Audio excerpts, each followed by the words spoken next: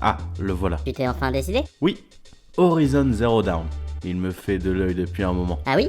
Et c'est quoi? Imagine 107, la préhistoire des populations tribales, de la chasse et des robots. La préhistoire avec des robots 107. Des robots! Il est arrivé. Tu as reçu Horizon Forbidden West? Viens vite par là, j'allume la console. Ah, il me tarde de connaître la suite de cette incroyable histoire. J'attends ça depuis des années. J'espère qu'il y aura de nouveaux robots et de nouveaux horizons aussi. Quoi? Je sais pas, je suis pas très à l'aise. J'ai pas l'impression d'être à jour sur l'histoire. Ben, regarde une vidéo sur internet. Tu sais quoi 107? Je vais me refaire le premier, je serai plus sûr. Quoi? Oh bordel, tu veux en faire une vidéo, c'est ça? Ouais.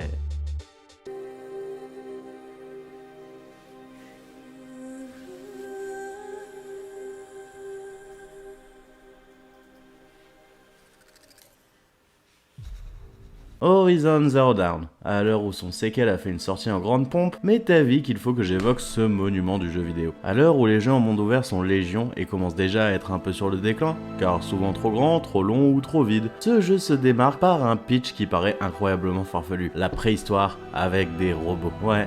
Enfin, ça c'est sur le papier, hein, parce qu'on découvrira vite qu'en fait, on est sur Terre, mais longtemps après l'extinction des humains. Horizon Zero Dawn nous place dans la peau d'Aloy. Oui, Aloy. Je crois qu'ils ont entendu. Oui, je crois aussi. Une paria de la tribu des Nora, qui vit avec Ross, son père d'adoption. Haha, ouais.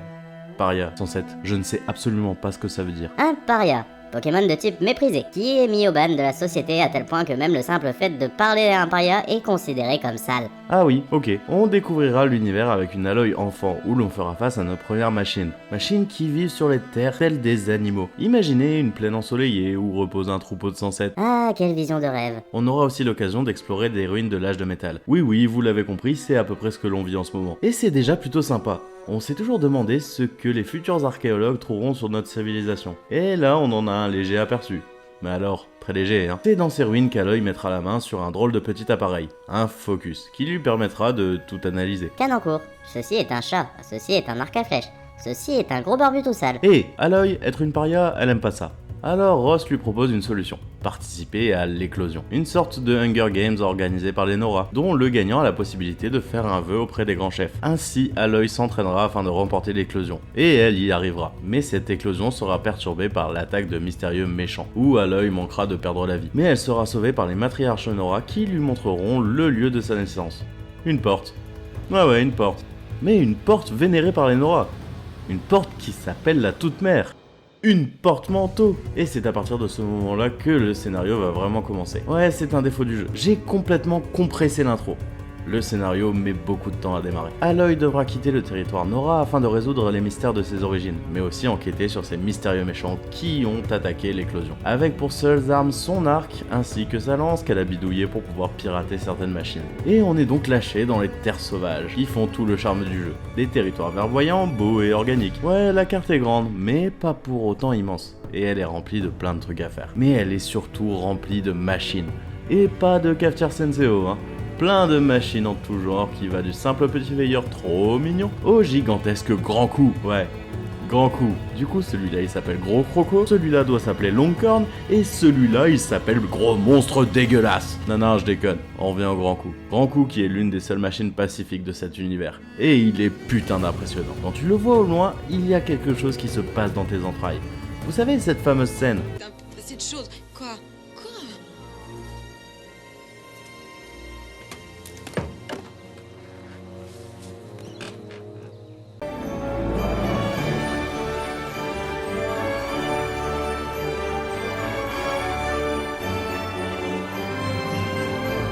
On va pouvoir tenter de les choper au vol pour les escalader et les pirater pour révéler les points d'intérêt dans notre environnement. Et on va terminer par un saut de la foi qui pète trop la classe. Bon, malheureusement, les autres machines ne vont pas être aussi gentilles que nos sympathiques grands coups. Et d'un autre côté, heureusement, parce que le jeu serait chiant à mourir. La chasse est une mécanique centrale du jeu. Les troupeaux de machines sont constitués de plusieurs exemplaires d'une même espèce. T'en parles comme si c'était des objets. Et c'est quoi d'après toi? Je sais pas, mais pour un petit robot comme moi, c'est vachement vexant. Mais le troupeau sera souvent accompagné de veilleurs qui vont les alerter s'ils nous voient, sonnant le glas d'une mort imminente. Heureusement, on est malin. On va pouvoir se cacher dans les herbes et user de notre focus pour savoir à quel moment on va pouvoir passer sans être trop en danger. Mais bon, vous le savez, La furtivité, c'est pas mon truc. Et puis combattre, c'est plus marrant. Chaque type d'espèce a ses propres aptitudes. Ça va de la simple attaque au corps à corps aux attaques élémentaires. Car oui, ils vont pouvoir nous balancer du liquide givrant ou nous cuire sur place. Mais chaque espèce a aussi ses propres points faibles, qu'on va pouvoir révéler à l'aide de notre focus pour savoir où viser. Ainsi, chaque combat sera très différent, mais aussi très stratégique. Armé de notre arc, on va simplement devoir tirer sur l'ennemi en visant les points faibles pour littéralement déshabiller l'adversaire. Si on arrive à arracher les composants de l'ennemi, on va l'affaiblir considérablement, et on pourra aussi profiter de certains composants inflammables pour littéralement les faire exploser. Mais la stratégie ne s'arrête pas là. En effet, on pourra préparer le terrain en posant des pièges. On aura aussi accès à d'autres armes incroyables comme la fronde qui va nous permettre de balancer des projectiles élémentaires ou explosifs. On aura aussi le lance-corde pour ligoter les grosses bestioles et certaines armes vont nous permettre d'extraire plus facilement les composants ennemis. Et par composants, je veux aussi parler de leurs armes. Si on les arrache, on va pouvoir les retourner contre eux. Et y a pas à dire, c'est grisant. On se sent invincible. Say hello to my little friend. Vous l'avez compris, aucun de ces combats ne sera facile. Ah ouais, on finit par parfois préférer l'esquive. On va devoir user de stratégie et de finesse alors qu'on s'en prend plein la gueule. D'autant que si on a des machines pas trop méchantes, des fois on se retrouve face à des vrais emmerdeurs. Comme ces piafs là. Il y a aussi certaines machines qu'on va vraiment redouter. Comme les oiseaux tempêtes ou les gueules d'orage. Des machines contre qui tu ne fais pas le malin. Et contre qui les affrontements sont interminables. Heureusement, les affrontements sont bien récompensés. En effet, sur chaque cadavre de machine, on va retrouver des composants qui vont nous aider à fabriquer des munitions ou encore à améliorer nos armes. On gagnera aussi de l'expérience qu'on pourra dépenser dans les points de compétence. Entre deux machines, on va retrouver des points d'intérêt un peu partout. Déjà, les collectibles. Bah ouais, on est dans ce type de jeu. Il y a 3 types de collectibles qu'on va pouvoir repérer à l'aide de notre focus. Les fleurs de métal, parce qu'elles sont jolies, et c'est à peu près tout. Et les tasses à café. Oui, l'inventivité pour ces collectibles est... En vérité, les fleurs de métal ont un intérêt scénaristique. Mais chut, on ne spoilera rien. Pour terminer, on a les statuettes Banuk, placées en haut des montagnes, et si on réussit des sessions d'escalade, on obtiendra ces fameuses statuettes, plus sympathiques. Et un bon point pour le jeu, les collectibles sont en nombre raisonnable. On pourra échanger ces collectibles contre des récompenses spéciales à Méridian, la capitale de ce pays. Récompenses qui sont clairement oubliables. Bon, tel un parc d'attractions, on aura plein d'activités en plus du scénario. Les zones de chasse placées un peu partout sur la carte, où l'on va pouvoir relever des défis en rapport avec le combat de machines. Des épreuves chronométrées, dont certaines sont vraiment compliquées. On aura aussi les creusets, de sortes d'immenses machines qu'on va explorer. D'immenses machines qui fabriquent des machines. Machineception. Si on arrive au bout de ces creusets, on va affronter... une machine, tiens. Pour avoir pour récompense la capacité de pirater certaines machines, pour les retourner contre les adversaires. Pour finir, on a les zones corrompues, où l'on va trouver des troupeaux très très forts. Voilà, c'est tout. Ces activités sont bien sympathiques, mais les points forts du jeu se trouvent dans son univers et dans son scénario, bien plus sérieux qu'il n'y paraît. Bah ouais, quand j'ai acheté le jeu, c'était tout d'abord pour un pitch que je trouvais ridicule. Et pourtant, je me suis surpris à être happé dans cet univers prenant. Ouais, le scénario met du temps à démarrer.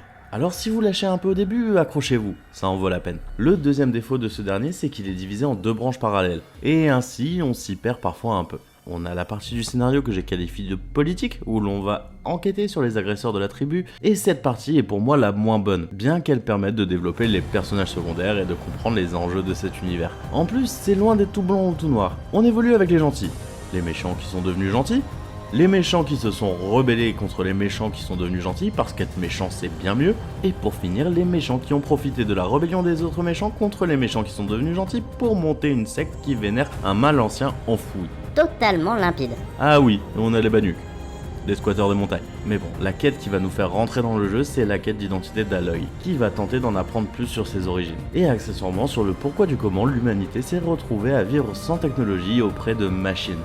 Et cette histoire-là, elle est bien plus que prenante. Déjà, on a le plaisir de découvrir des ruines de notre civilisation, mais en plus de ça, on a vraiment l'envie d'en savoir plus. Et à chaque nouvelle étape, on a réellement l'impression de découvrir une nouvelle pièce du puzzle. Et ça, c'est incroyablement cool. Ce scénario est appuyé aussi par les quêtes secondaires qui sont pour la plupart intéressantes et nous racontent une vraie histoire. Et ces environnements que l'on va découvrir tout au long de notre quête sont juste mémorables. Ben oui, globalement c'est beaucoup de verdure et de montagne, mais certaines découvertes restent gravées dans ma mémoire. Tu te souviens quand on a passé les portes de Méridian pour la première fois ? Oh oui, je me souviens. Et quand on a découvert ces ruines qui nous paraissaient familières ? Oui, c'était bien. Et ce moment incroyable où l'on se demande si c'est le décor ou une machine gigantesque qui nous fait face. Ah, que de souvenirs. Ces moments marquants seront appuyés par les projecteurs qui vont nous permettre de voir à quoi ressemblaient les lieux dans le passé. Passé qui est notre futur, Bah ouais. Bref, si je continue dans ce sens, je vais peut-être devoir spoiler, alors on va s'arrêter là. Que dire pour conclure? Horizon Zero Dawn aurait pu être perçu comme un énième open world à la Assassin's Creed, mais ce n'est pas le cas. S'il en reprend de nombreuses mécaniques, comme les points d'observation ou le système général, il n'en a pas les défauts. En effet, l'univers est maîtrisé.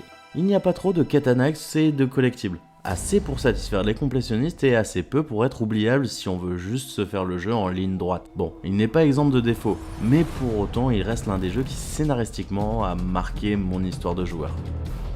On peut se faire la suite maintenant? Contente-toi de faire ton outro. Moi je vais allumer la console. Hey, juste une petite irruption pour te rappeler de t'abonner à la chaîne et de me dire en commentaire ce que tu as pensé de la vidéo. Mais aussi de te dire d'aller faire un tour dans la description pour rejoindre nos réseaux sociaux et notre chaîne Twitch. À la prochaine.